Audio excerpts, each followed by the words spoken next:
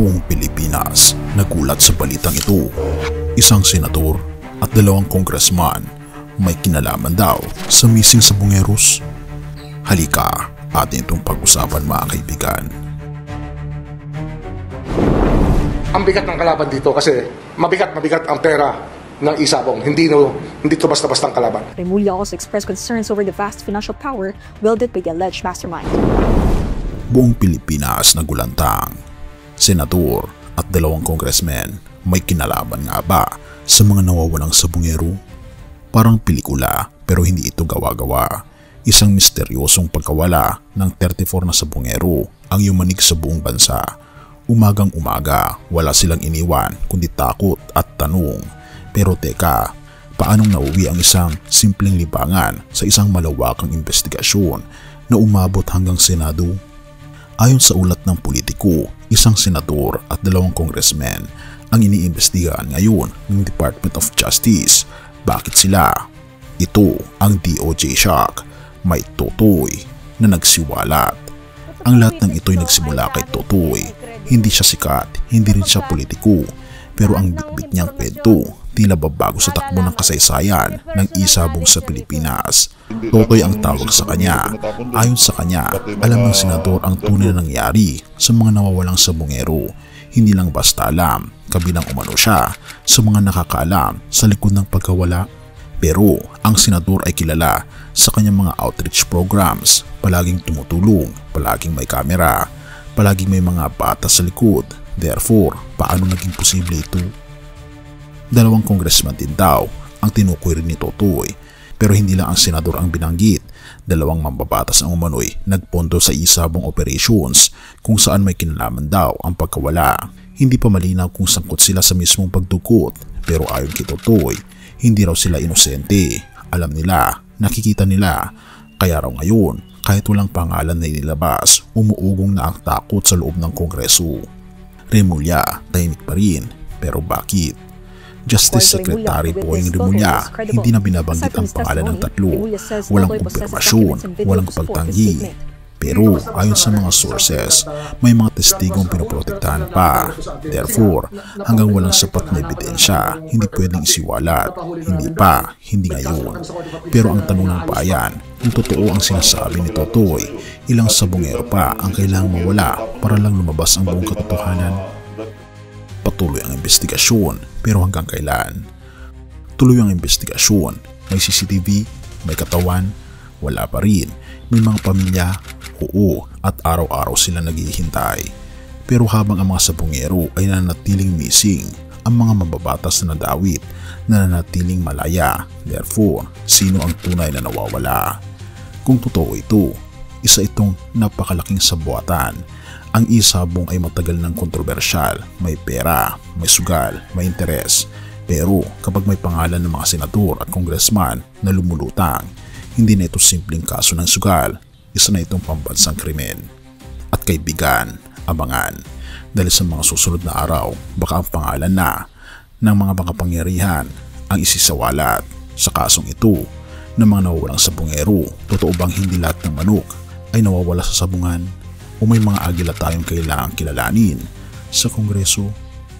Have mercy, O God, at purihin ang ating Panginoong Diyos.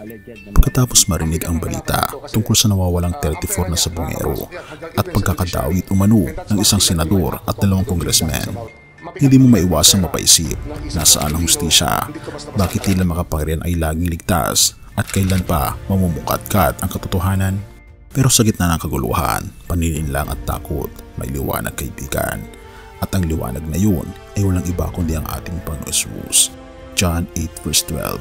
Muling nagsalita si Jesus sa kanila. Sinabi niya, "Ako ang ilaw ng sanlibutan. Ang sumusunod sa akin ay hindi nalalakad sa kadiliman, kundi magkakaroon ng ilaw ng buhay." Sa panahon na ang kadiliman ay tila lumulukob sa ating lipunan, kawalan ng hustisya, katiwalian ng mga nasa pwesto at pagkawalan ng mga inosente, madaling matakot, madaling mainis, madaling mawala ng pag-asa. Pero sa gitna ng lahat ng ito, ang paalala ng ating Panginoon Jesus ay malinaw. Ako ang ilaw. Hindi mo kailangang maligaw sa dilim ng kasinungalingan o takot, dahil ang ilaw ng buhay, ang tunay na hustisya, ang tunay na habag ay nasa Kanya. Ang gobyerno ay maaaring magtago ng katotohanan, pero ang ating Panginoon knows it all, and His justice is perfect. Therefore, sa Kanya tayo lumapit, hindi lang para sa hustisya, kundi para sa paghilom. Ang pinakapayapang kapangyarihan sa gitna ng kaguluhan ay hindi baril, hindi batas, hindi posisyon, kundi awa ng ating Panginoon.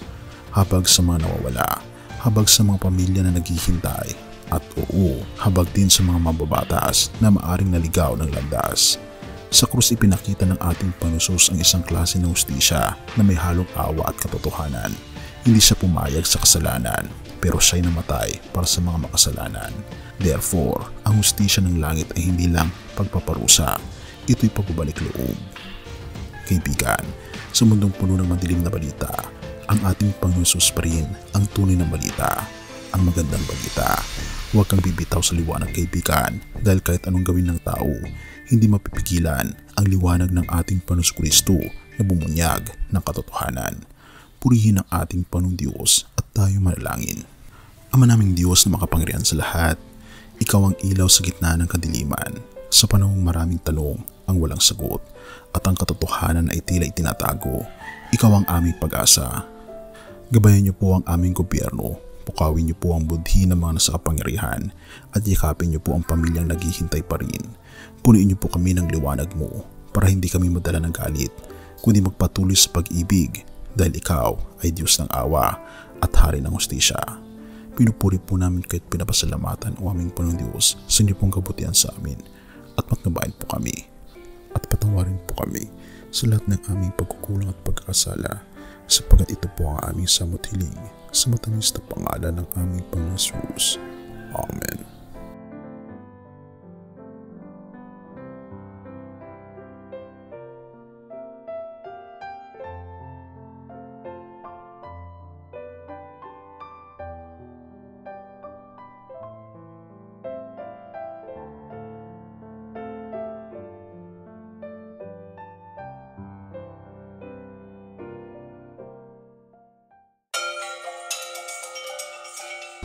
Bago natin ipagpatuloy, kaibigan, siya nga pala ang Great Controversy na isa sa mga pinaka-kontrobersyal na libro dahil tumutukoy ito sa mga propesiya sa libro ng Daniel at Revelation na nagaganap na sa panahon natin ngayon bago ang pagdating ng ating Panginoong Diyos ay pinamimigay na namin ng libre sa pamamagitan ng PDF at ito ay nasa limited lamang na panahon kaya i-click mo sa description sa baba upang ma-avail mo, kaibigan, ang napaka-importanteng libro nito na magbubukas sa iyo sa mas maliwanag mong hinaharap.